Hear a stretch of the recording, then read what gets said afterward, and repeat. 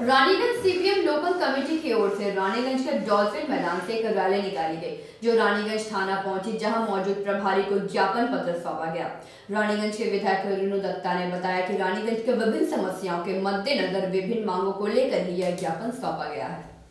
Raniganj CPM local committee की ओर से रानीगंज के डॉल्फिन मैदान से एक रैली निकाली गई, जो रानीगंज थाना पहुंची, जहां मौजूद प्रभारी को ज्ञापन पत्र सौंपा गया। इस दौरान विभिन्न दावों को लेकर यह ज्ञापन पत्र सौंपा गया। रानीगंज के विधायक रेणु दत्ता ने बताया कि सौंपे गए ज्ञापन में जमीन पर अवैध रूप से कब्जा किए जाने, शहर में शराब की अत्यधिक बिक्री को रोकने, शहर में अत्यधिक जाम लगाने की अवस्था में सुधार करने, मंगलपुर से मीजे जाने वाले सड़क का निर्माण कार्य शुरू करने सहित अवैध रूप से चल रहे कोयला, लोहा एवं बालू उत्खनन रोकने की मांग शामिल है। इस मौके पर रानीगंज के माकपा नेता कल्लोल घोष, हेमंत प्रभाकर, सुप्रियो राय, दिवेंदु मुखर्जी, महिला नेत्री कृष्णा दास गुप्ता सहित अन्य सदस्यगण मुख्य रूप से उपस्थित थे।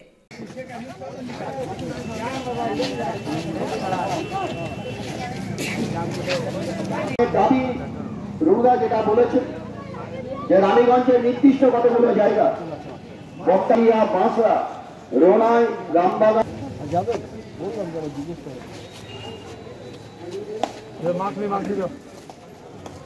বেআইনি কয়লা মাফিয়ার যারা প্রধান চায় তাদেরকে গ্রেফতার করতে হবে। আমি বলার সময় শব্দগুলো কি ব্যাখ্যা দেবো নিশ্চিতভাবে আমি রাখবো। দ্বিতীয় হচ্ছে দামোদর নদীতে যেভাবে বালু তোলা হচ্ছে বেআইনি ভাবে, তারপরে গোটা পশ্চিম বর্ধমান জেলা আমরা আমাদের মার্কসবাদী কমিউনিস্ট পার্টির তরফ থেকে ঠিক করেছি যে 13 তারিখ আজকে আমাদের জেলায় যতগুলো থানা আছে সেই থানায় আমরা ডেপুটেশন দেব। আমরা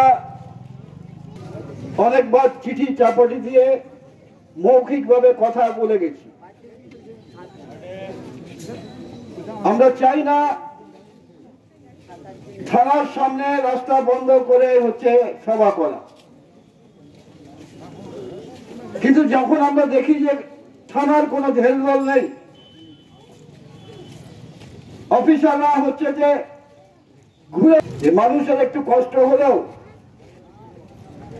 মানুষকে জানতে হবে যে কিভাবে পশ্চিমবাংলা সরকার চলছে।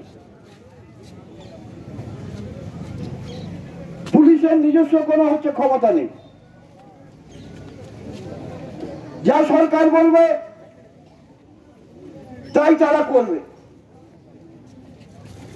তাদের আইন, তাদের বিবেক, তাদের চিন্তা, তাদের ভাবনা, ল অ্যান্ড অর্ডার রাখার বিষয় কোনোটাই তাদের হাতে নেই। শাসক দল যা বলবে তাই তারা করবে। रानीगंज से सम्राट दास की रिपोर्ट, पीवी न्यूज।